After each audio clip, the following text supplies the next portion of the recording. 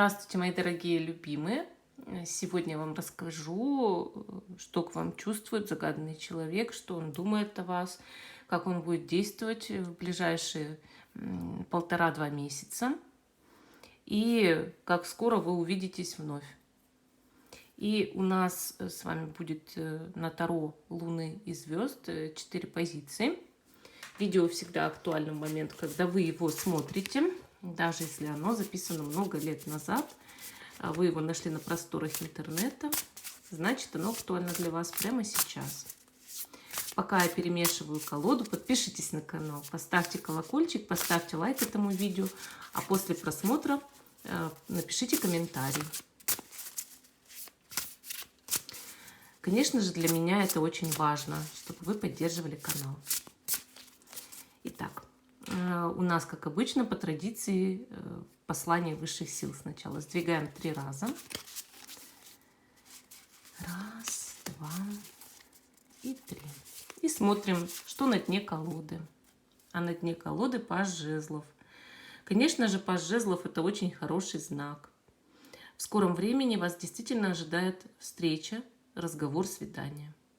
Карта показывает, что будут и хорошие новости. Поэтому радуйтесь, ваша жизнь скоро обновится и заиграет новыми красками. Хорошо. Выкладываю 4 позиции. Первая карта — это что вы чувствуете к загаданному человеку. По ней вы ориентируетесь. Правильно ли вы выбрали позицию? Насколько правильно, да?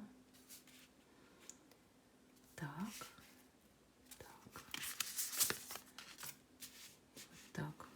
Упс. У меня тут цветочек праздничный стоит.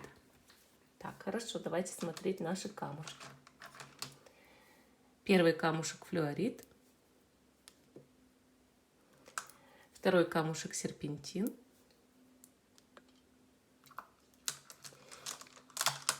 Третий камушек снежный обсидиан. И четвертый камушек розовый кварц. Первая, вторая, третья, четвертая позиции. Те, кто еще не выбрал, ставьте на паузу, выбирайте, потом переходите уже на свой тайм-код. А я начинаю с самой первой позиции, остальные пока убираю в сторону. Чувства, мысли человека и действия в ближайшие месяц-два, а также как скоро вы увидитесь с этим человеком. Итак, наш флюоритик. Первая позиция, первая карта — это ваши к нему чувства. Вы по этой карте проверяете, да, правильно ли вы выбрали позицию. Ваши чувства к человеку на сегодняшний день — это паж мечей.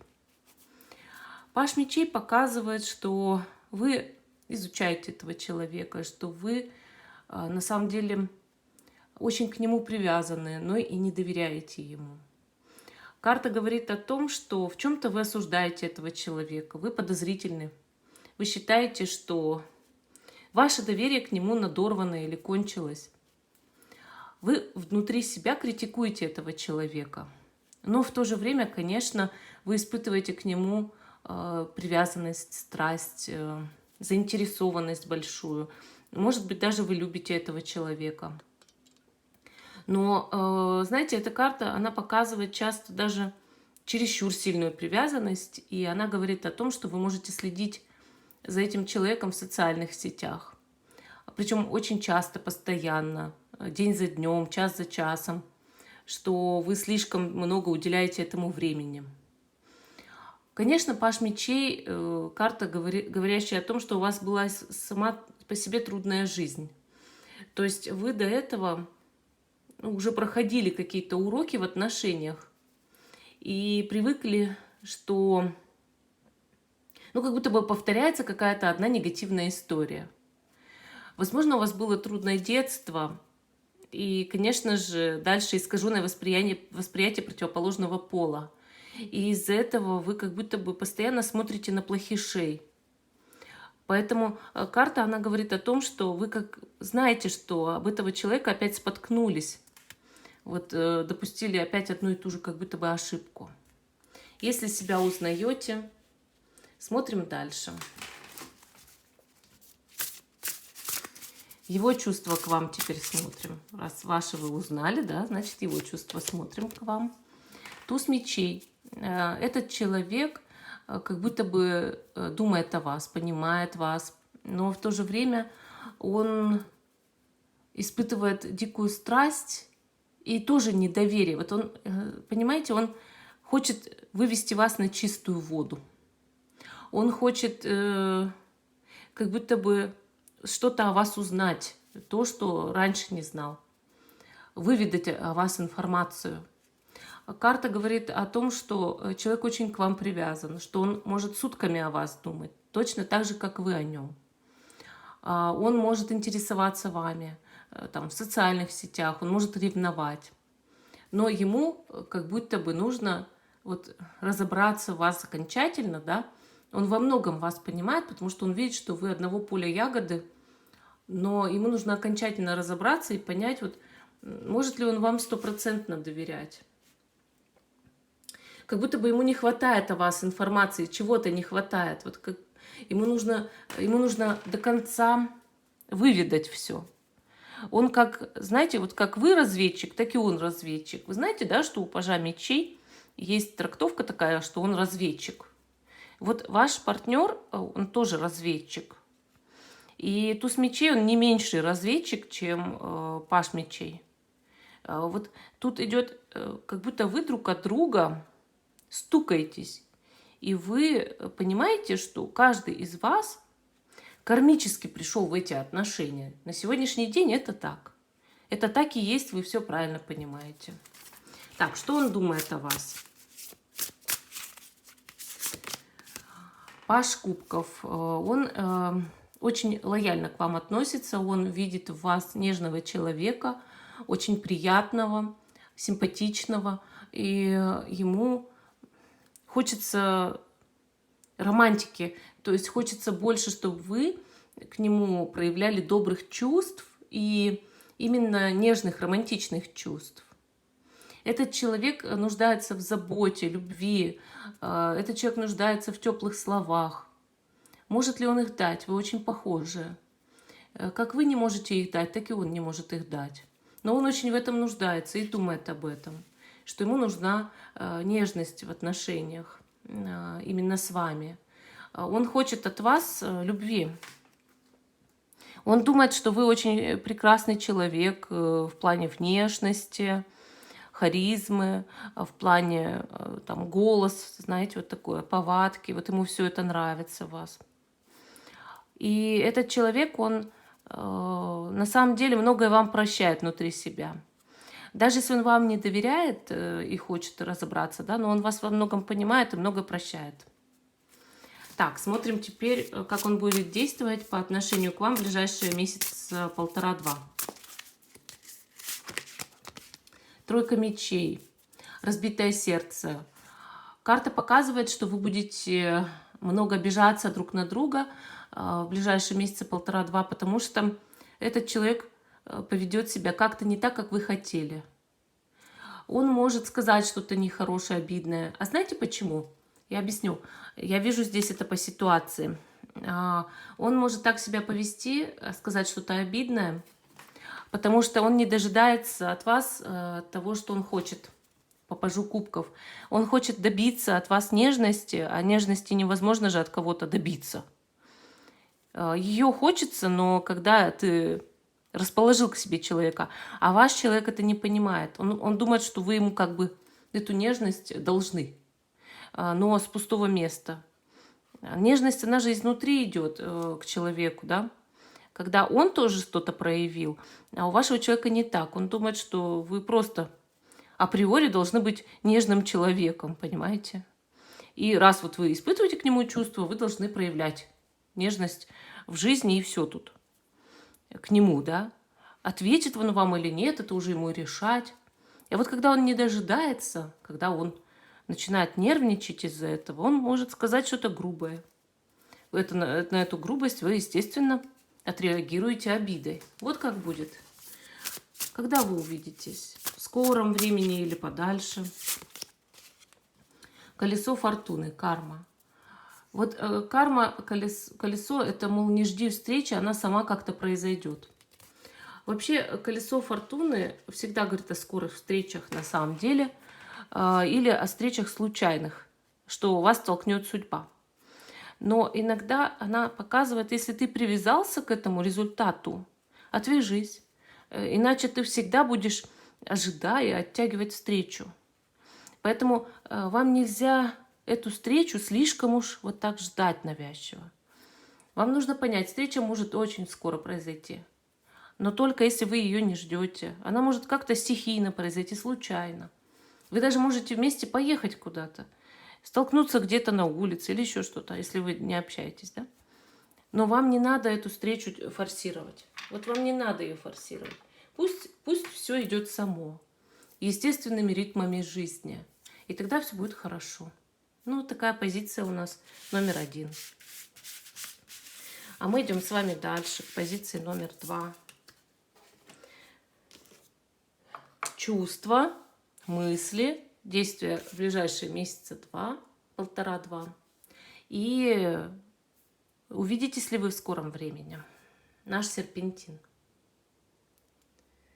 Почему-то мне нравится этот камушек, я часто его кладу на позиции, не знаю. Он такой необычный. Смотрите, первая карта – это ваши чувства к партнеру, чтобы вы могли определиться, правильно вы выбрали позицию или нет. Король жезлов. Вы знаете, король жезлов – это вы пытаетесь партнера своего контролировать. Вообще карта, она говорит о том, что вы очень привязаны, что вы его любите, но вы хотите командовать.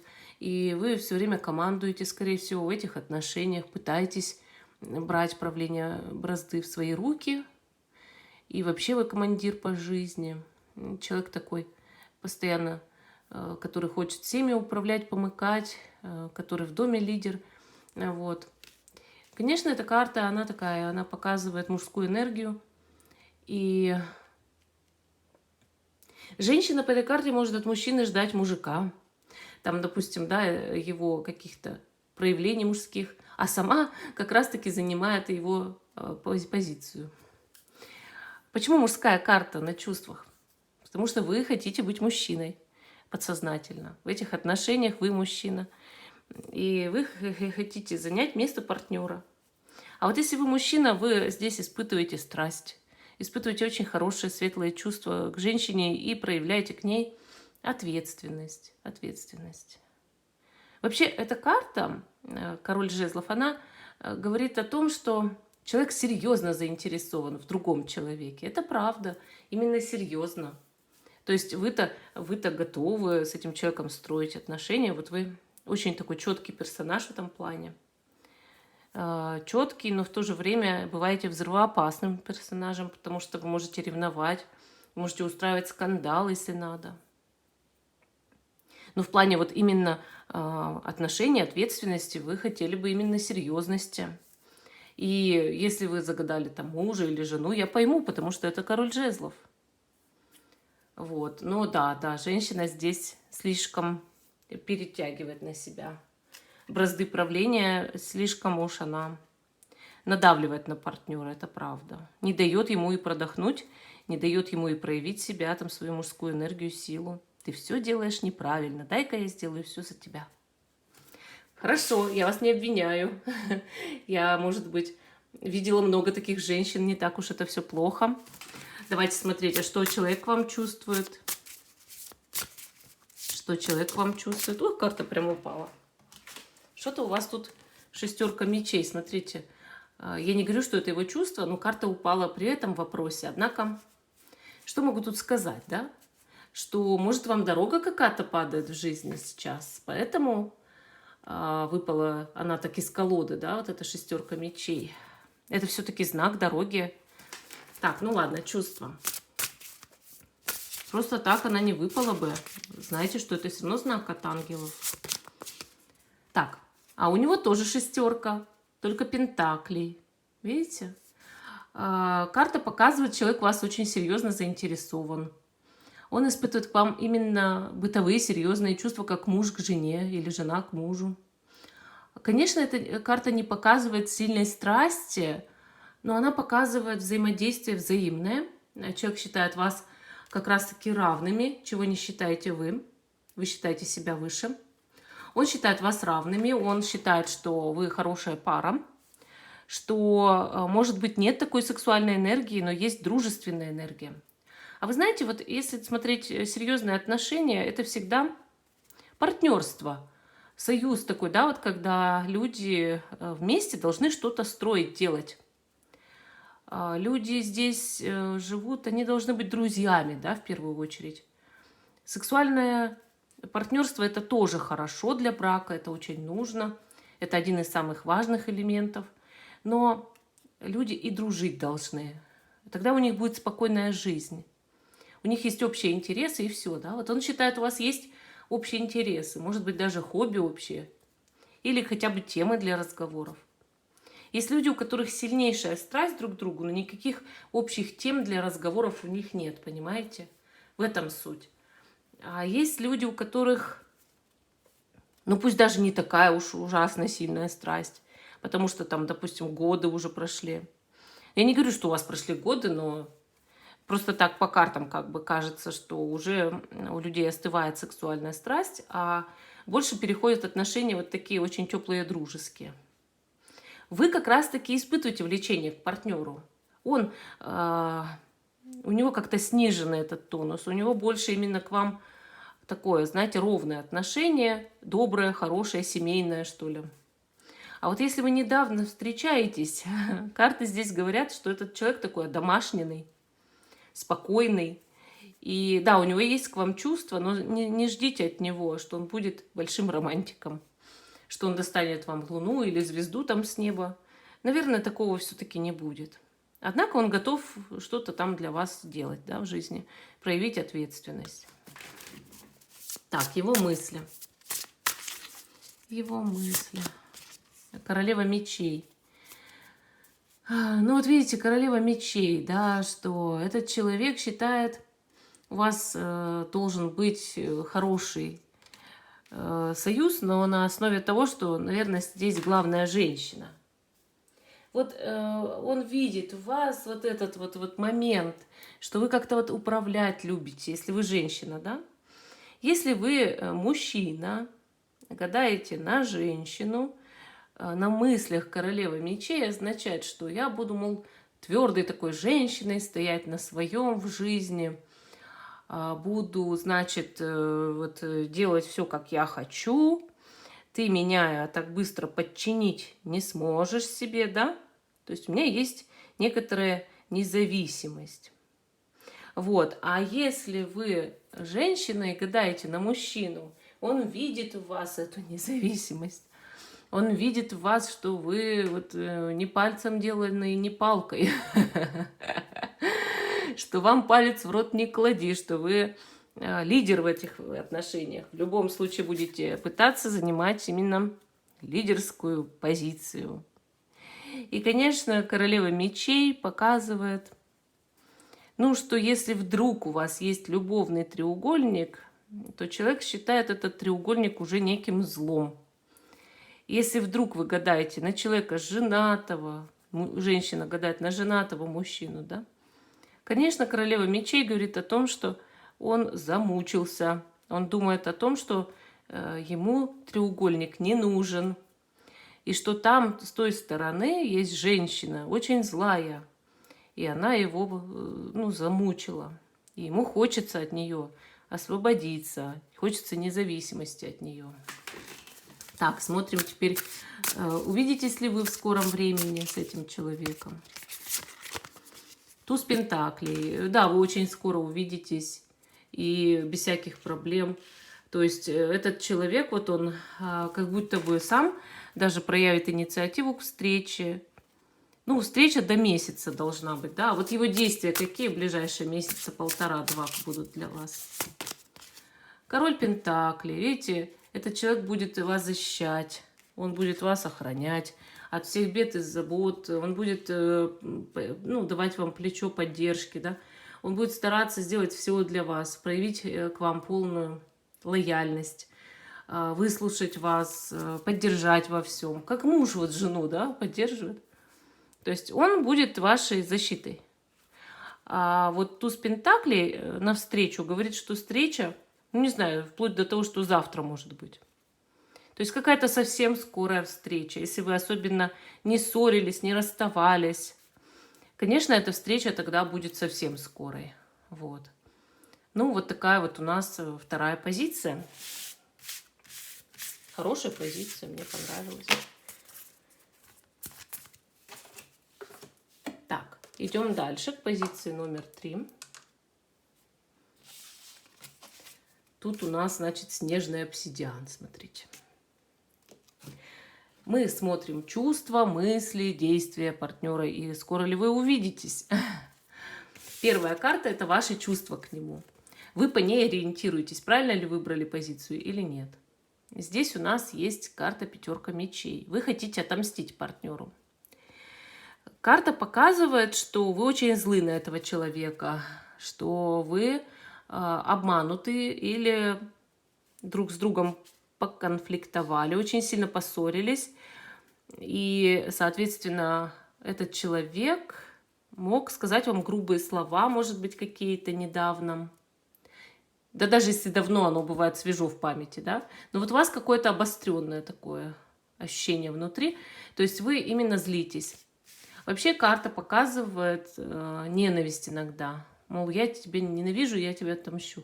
Вот если у вас есть такие к нему чувства, то это вот, знаете, что вот свою позицию выбрали. Потому что злость такая, да, как ты мог так со мной поступить? То есть человек мог поступить действительно очень гадко по этой карте, очень плохо недавно. Я говорю, даже вот и бывает, и 10 лет назад человек поступит так, а через 10 лет уже смотришь, а оно не остыло еще. Есть такие люди, которые не могут забывать. Вот. А бывает такое, что недавно так человек поступил, и вы не можете еще пока это переварить. Карта в любом случае говорит о том, что человек много нагадил, и в любом случае говорит о том, что вы можете его, конечно, внутри любить, но сейчас эта любовь, она превратилась скорее больше в ненависть, чем действительно в теплые чувства. Ни о каком единении с вашей стороны по этой карте точно речи не идет. Вот если вы себя узнаете, можете смотреть эту позицию дальше. Да, ваши чувства – это именно месть. Желание отомстить. Тут две карты упали. 8 мечей и 4 пентаклей. Карты говорят, что для того, чтобы отомстить, вы даже ничего не можете сделать абсолютно. То есть вы связаны в этом плане по рукам и ногам. Вы чувствуете безысходность, и вы чувствуете изоляцию. Может быть, вы даже одиноки в этой проблеме. Хорошо, давайте посмотрим, ну что хорошего вообще, да? Давайте посмотрим, а что человек к вам чувствует, которого вы загадали. 9 кубков. Ну, он чувствует к вам удовольствие, как так получается. Вы знаете, этот человек считает, что вы, ну, как будто бы к нему, может быть, чуть-чуть неправильный подход имели. Потому что он к вам все-таки испытывает такое, знаете, вот как бы притяжение, ну, например, сексуальное, да. И, может быть, он вот вам это все-таки как сказал, что ли, донес эту информацию-то в какой-то момент жизни, что у меня к тебе сильное притяжение, я чувствую с тобой удовольствие, но это не говорит о серьезности его намерений. То есть тут проблема-то в чем? Что он, наверное, вам как-то намекал, мол, у меня к тебе много влечения, да? Но это не ответственность, это влечение. То есть его какое-то вот такое отношение к вам предательское, или, может быть, гадкое, или что-то, оно исходило из того, что он, мол, был с вами, ну, как-то честен, что ли, так. Или, как сказать, мол, не показывал чего-то вот сверху-то этого влечения. Вот. Но он до сих пор испытывает к вам большое влечение. Он считает, что вы исполняли какие-то его желания. У него нет к вам гадких чувств, нет ненависти, нет ничего такого. У него нет к вам и большой, сильной, вот прям сильной любви, да, но есть именно, ну, как сказать, рядом с вами ему очень хорошо, вот так. Он чувствует себя комфортно, приятно, что ли. И об этом-то он с удовольствием вам бы сказал, да. А вообще этот человек очень трудно пускает, вот судя по девятке кубков, в свою жизнь кого-то. У него есть некая зона комфорта. Например, это богатый человек. Или среднего достатка, но у него есть там квартира, машина, работа. И как будто бы у него есть свое личное пространство, и он не хочет туда никого. Вот как холостяки есть, знаете, холостячки, что ли. Что я могу встречаться, а дальше-то вот ты меня не проси. Может, вы на это рассердились? Ну вот давайте проанализируем его мысли, теперь посмотрим. Мысли у него правосудие. Видите, а я был прав. Вот карта показывает истину, правду. Он, мол, я не был вруном-то в этих отношениях. Вы знаете, вот ощущение по этим картам, что вы эти отношения для себя как-то придумали. А он как бы ведь и не хотел ведь этого, он так считает, что... Вы знаете, он абсолютно не прав. Потому что, когда мужчина встречается с женщиной или с девушкой, он должен предполагать, что она все равно будет хотеть там за него замуж или еще что-то, а не вовсе там просто секса. Но у мужчин другая фантазия.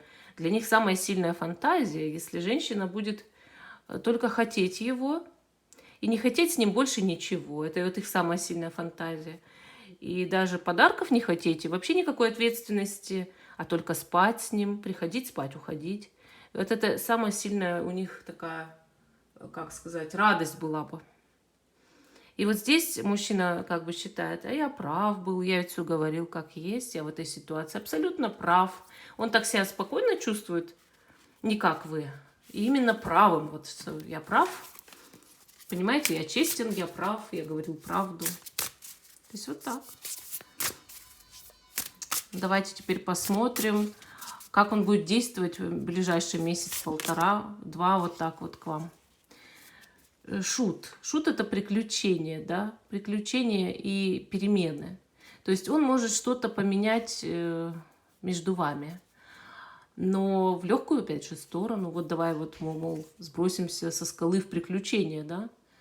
Вы ему говорите, да какое, мол, тебе приключение? Вот вы сзади стоите, говорите, какое тебе приключение? Он, давай, полетели. Вы говорите, куда полетели? Куда полетели? Не хочу никуда с тобой лететь. Он говорит, нет, давай вот мы с тобой опять получим радость и удовольствие. И счастье, большое счастье друг от друга, да.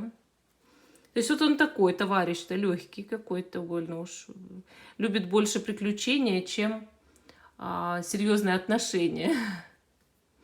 Поэтому здесь он может объявляться в ближайшие, ну, там, 1,5-2 месяца, вот так, может, месяц. Но при этом с ерундой, с какой-то. То есть вы от него серьезности-то пока не ждите. Совершенно нет никакой серьезности. Когда вы встретитесь? Скоро ли? 6 жезлов.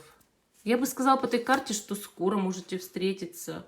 Вот вы ведь его ненавидите. Вы злитесь, а встреча может быть очень скоро. И по его инициативе, скорее всего. Но с чем он к вам идет? Вы же понимаете, с чем он к вам идет? Он вовсе идет не с тем, чтобы с вами построить брак. Он же идет с другими, совершенно с другими вещами. Вот. Ну, хорошо. Я, знаете, как вам думаю, вот, если вы хотите его переделать, вы его, наверное, не переделаете. Вы не переделаете этого человека. Задумайтесь над этим. 3-я позиция. Вы не переделаете его. Вы только себе можете сделать об него больнее, если вы его любите по-серьезному, а он вот такой. Весь такой, я тебе правду говорю, и сам в приключения, сам сексуальное влечение. Вот. Мне кажется, вам надо его бросать окончательно. А вы можете, да, на основе того, что вас тянет к человеку, даже забыть о своей ненависти. Или вот, я буду к нему в отношении идти, чтобы ему отомстить, а на самом-то деле ведь это не так. Вы же не сможете отомстить по-настоящему. Ну, такая позиция. Многие женщины, знаете, как думают, я его влюблю в себя, а потом брошу. Вот знаете, вот это все. Но это, ну, его не переделаешь. Ладно, идем дальше. Позиция номер 4. Розовый кварц. Чувства, мысли, действия. И встретитесь ли вы в скором времени, увидитесь ли вы скоро. И первая карта – это как раз-таки ваши чувства. По этой карте вы ориентируетесь и показываете себе, правильно ли вы выбрали позицию. Да? Согласны ли вы со своими чувствами? Карта Король мечей. Ну, Король мечей в ваших чувствах говорит о том, что вы все равно как-то,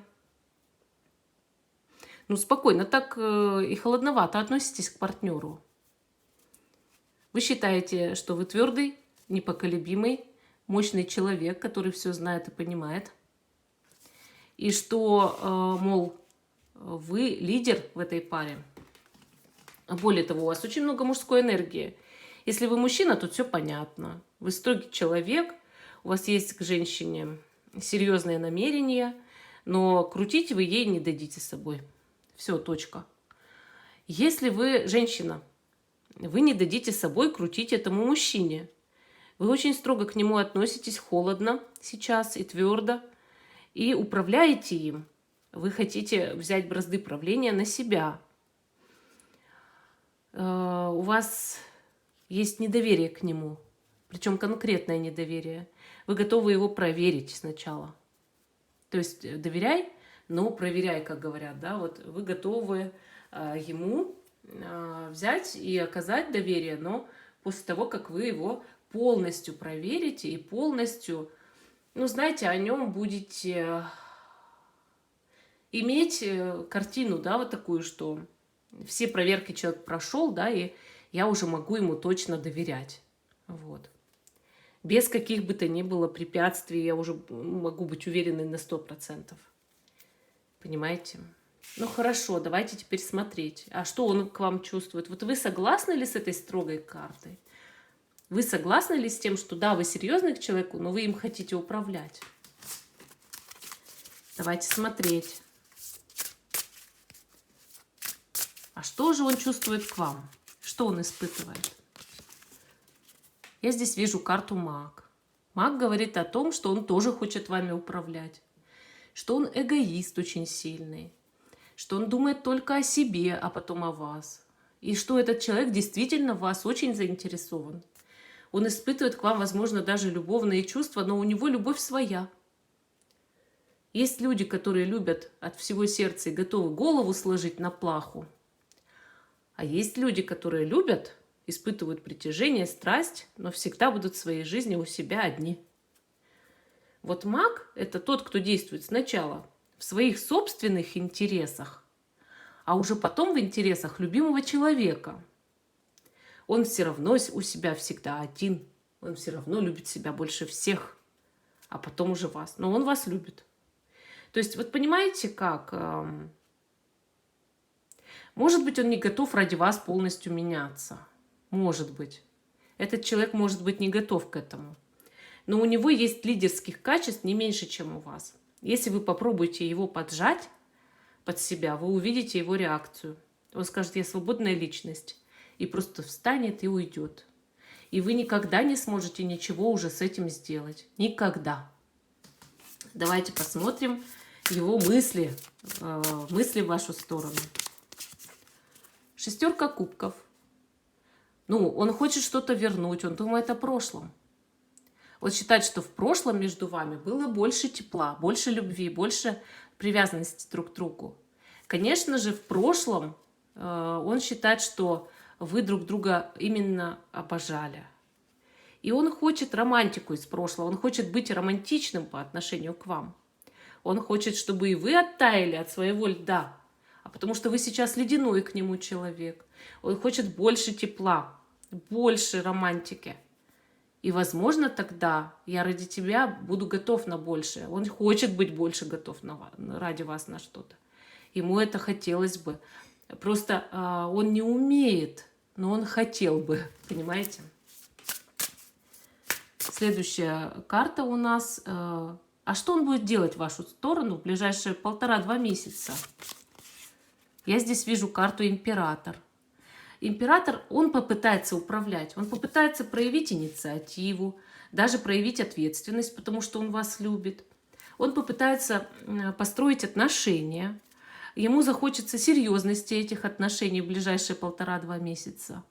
Этот человек действительно хотел бы между вами улучшений.